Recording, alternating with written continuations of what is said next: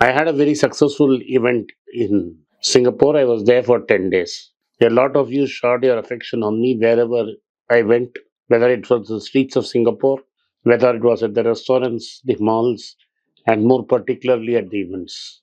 I wish to thank all of you from the bottom of my heart. My team felt that I had never done a full fledged event in Abu Dhabi, and they wanted me to do so because we have a lot of friends there. So the next event would be in Abu Dhabi on the 5th of October. Those desirous of participating in that event, drop a message at the WhatsApp number given below or send a mail at the email given. My team will get in touch with you. Hey guys, welcome back to Be Rich. Before we get into the video, I wanted to bring to your notice that my uncles Vinod Srinivasan, Anand Srinivasan and I have rolled out our Substack, which is basically a blog/newsletter where we're going to post our original research onto it, and we've analyzed macroeconomic trends. And a lot of you know my uncle Anand Srinivasan and I regularly write for The Hindu, and these articles are also going to be made available for you in the Substack. The link is moatinvesting.substack.com. You'll find it in the description and in the video right now. We hope you go check it out. We've put a lot of time and effort into it.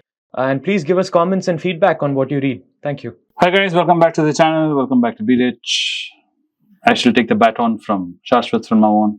Because Sashwath will be recording remotely going forward. So we'll get to see Sashwath in a different location coming through the ether of the internet and talking to us and imbibing us with knowledge. Till that point of time, I'll be running the channel till he gets back into the studio, which may be a few weeks before he's back at the studio. Yeah. 52 weeks, 108 weeks? Yeah, 108 weeks. Yeah, 108 weeks maybe. Maybe 108 sad days later, you guys keep counting, keep a counter somewhere, and we'll count down to Sashwath sitting in the studio with us. Anyway, right. So what's the topic today, Sashwath? Two topics. First topic is related to Huawei, which is a Chinese company. They produce chips, and I think they produce smartphones as well, right? If I'm not wrong. Yes. Because I've seen a couple of people with Huawei smartphones as well. Yeah. But they've recently made a foray into producing chips, especially for AI computation. And I know there are a lot of people in the comments who don't agree with our views on what we think about AI and NVIDIA and these companies. But we still feel that this is a topic which must be covered because of how relevant it is to the market today, given that a lot of the gains which the S&P 500 made was due to AI. So we have to cover it. I'm sorry about that. But let's look at what I have for you guys today.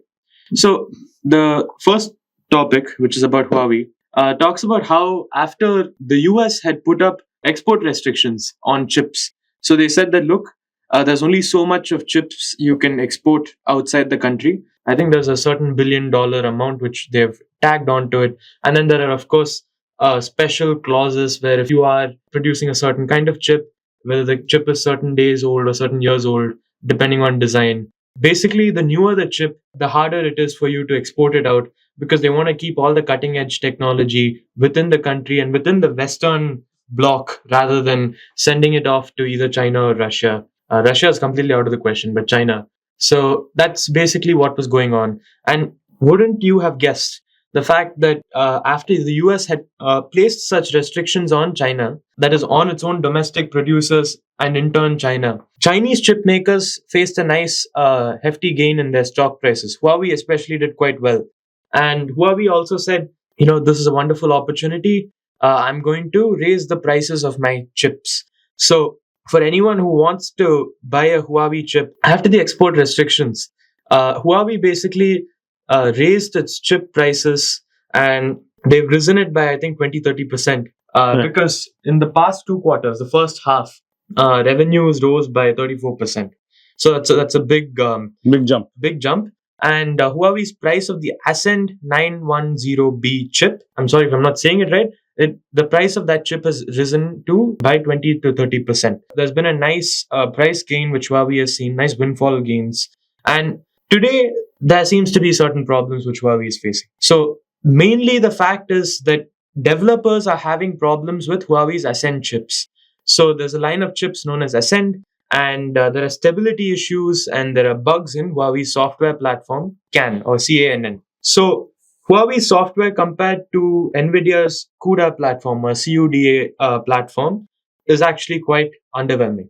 So I know a lot of this jargon is probably going over most of our heads. But It's going over my head. Yeah, but what we basically need to understand here is that NVIDIA has a better backend software, which these developers are able to use compared to what Huawei is offering, and that has basically led to huge roadblocks in Chinese customers taking up Huawei chips rather than NVIDIA chips. These are some problems which Huawei customers are facing, and therefore the adoption of Huawei chips in comparison to NVIDIA's chips. What does this mean for NVIDIA? It basically means that there's clearly a certain moat that NVIDIA has built for itself in terms of its product quality.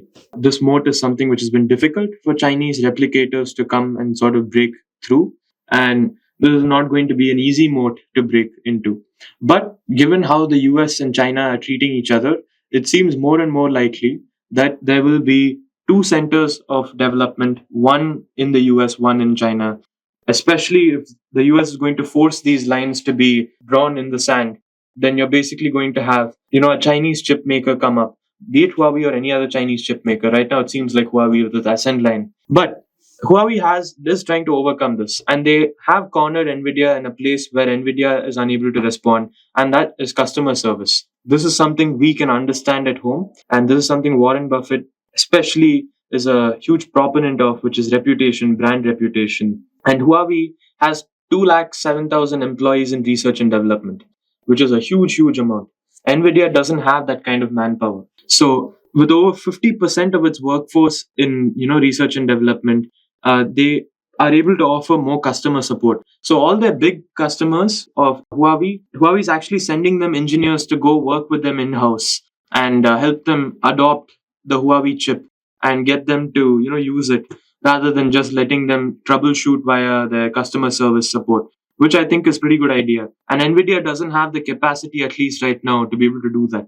So I think that given enough time, it doesn't seem set in stone that Nvidia is going to maintain its moat. What do you think about it? I do not know about this specifically, like you said. I'm not a subject matter expert. Yeah. But historically speaking, no company can maintain its moat if it gets complacent. What you're saying is true. Nvidia starts becoming complacent. Even the biggest mountains will start crumbling. All it takes is time and effort, and erosion finally kicks in, and everything will also turn to dust. How fast it will happen, I cannot predict. And how soon, will Nvidia respond to this also, it's hard to say. But since America has decided to draw a line in the sand, it will be hard for Nvidia to breach and to disrupt in China, because there is no entry for them into that. So what's going to happen is you're going to have two separate silos of development happening. Finally, when it comes to which is going to dominate the world, we'll only know once America and China repair their relationships. They build bridges again. Yeah. Then both sides will be allowed to compete on even turf. Then we will really see who can really dominate. And as we have seen in the past, it is possible for two big companies to also dominate the market, like you have Airbus and Boeing. Yes, but Huawei is going to grow and thrive for the simple reason, like how you said correctly, Airbus and Boeing, because both were protected by the state. Yes. Boeing was protected by the American government. Airbus was protected by the European governments. So that's why they were allowed to grow and foster. No matter what, they had sovereign backing, and the sovereign supported them no matter what. Same thing is true with China and Huawei. The Chinese government has its own motivation to making sure this turns into a success. Yeah. And they will spend whatever is required unlimitedly till the success is achieved. But, like I said, Boeing and Airbus were both competing. Though they were supported by their governments, they were competing against each other. So, the developed aircraft and technology and everything was to the benefit of consumer in whole. In the case of Nvidia and Huawei, what's going to happen is people who are in different silos will have advantages and will be looking at the other side thinking, why can't they adopt this? I'm sure a lot of Huawei customers are looking at Nvidia's platform and thinking, why can't these guys also do this? And vice versa, like you said, customer support from Nvidia's side. But because they don't compete against each other openly, you're not going to see what we saw between Airbus and Boeing. But it is good for, in this extent, that they're going to be in a very protected environment where it's going to allow them time to gestate and grow. Because Nvidia has been doing this since 2008. And they've been building this in the background and been working this up. So it is going to be interesting to see, like you said. Yeah. Aside from that, how much impact actually AI is going to have in all this is really a big That's a question. separate question. Yeah, because from what we were told and what we were perceived and what we believed, it's turned out to be something else altogether. AI right now where it is. Yeah. And there are some big hurdles for AI, which is not technological hurdles, which is not software hurdles. It's actual physical hurdles, like energy requirement, energy demand, which AI has. The same problem with Bitcoin mining, which I would run into. Because more and more processors are being used, that means more and more space is required, more and more storage is required, more and more electricity is required. Where we remember stories when Bitcoin mining going on, Yes. where rogue miners had set up in China, bleeding complete power grids dry of power to mine a few coins. Yes. So, same way, AI also requires a lot of computational power, which requires a lot of chips. So, if you look at that side of it, those are some hurdles that need to be crossed. That, coupled with the current global environment which we're in, where people are becoming very protectionist and we are reaching a point in the world where we don't trust each other, friends are very few and far in between, AI has got a long road to go before it creates all this. And right now, there is a huge backlash against AI, and there's a push, feeling that most of the problems right now the world is facing is thanks to AI and social media. So we'll have to wait and watch as an investor on this, at least. Yes.